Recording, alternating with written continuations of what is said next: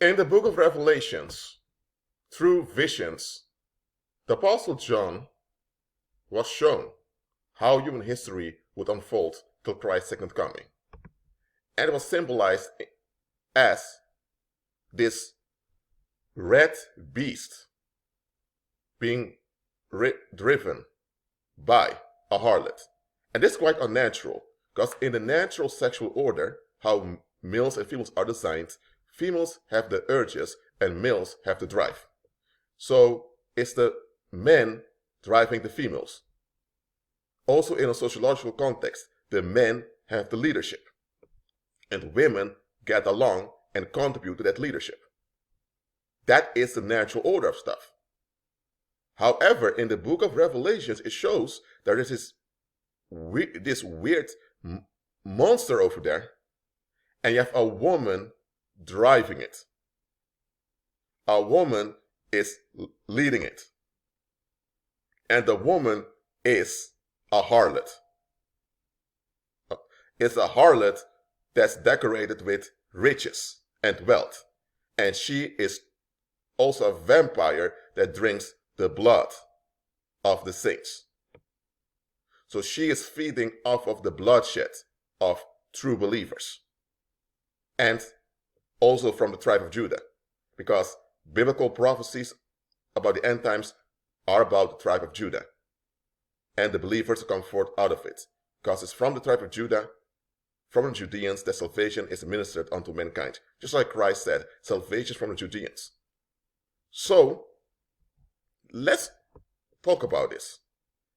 That woman symbolizes a system, a religious pagan system that pretends to be something it's not, just to have an advantage over everyone on the earth, at the expense of the tribe of Judah, and especially of the saints, which means Judean believers and believers from the Gentiles. Now, this harlot system, which is identified as pagan Christianity, which emerges from ancient Rome, which till this day is running the world's affairs. Pagan Christianity is the only thing Satan has to maintain his grip on the human species. Satan has to pretend to follow Christ, or else you couldn't get away with exploiting real believers to drag people to hell with him. So, this whorish system that we have in the world, it turns you into a whore, spiritually as well as sexually. Let me explain why. Because this system tells you that you need to validate the claims of society. And society is actually a daughter of this whore system. Okay? And society is also a harlot. That's why Babylon is called the mother of all harlots. So society as a harlot expects you to benefit her without asking anything in return. The moment you begin to demand things in return, she lets you down. She turns on you. And that's how we were raised by society. To always be thankful and grateful and to give our best. And we were all also told the world owes you nothing.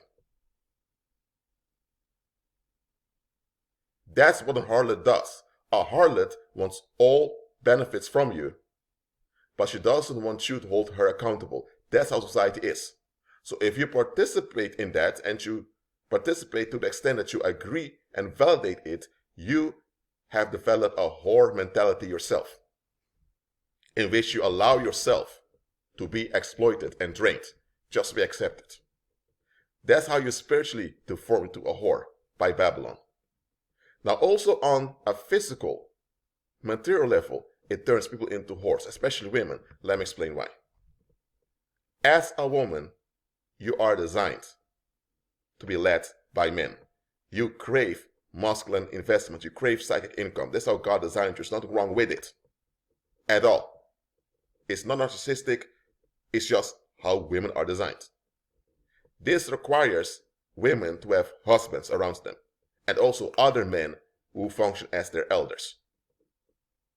Now, if most of the men are stuck at working from 9 to 5, that means most of their attention goes to pleasing other men, namely their employers and the government.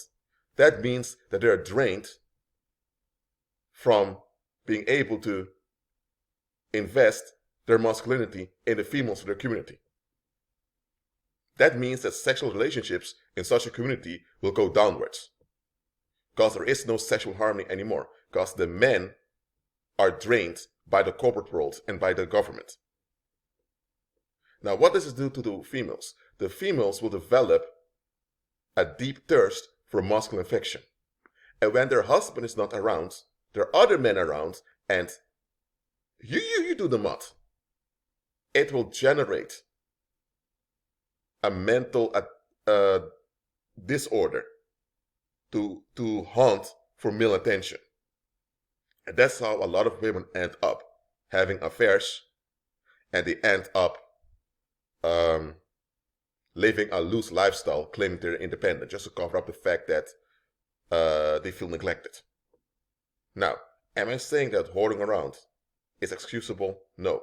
What I'm saying is that society, or one of Babylon's daughters, or let me say Babylon itself, deforms women into whores. Now, unless a man is economically relevant, he is stuck to be drained from 9 to 5, and with that, he is sabotaged in being a prosperous father, husband, and elder to his community. Now, as a woman, you have the option to look for a rich man. Because you think, if I have a rich man, then I won't go through this. I have a stable man who can spend time on me. But then, those rich men are few in the community, so you have a bunch of women competing with what's between their legs to get the men.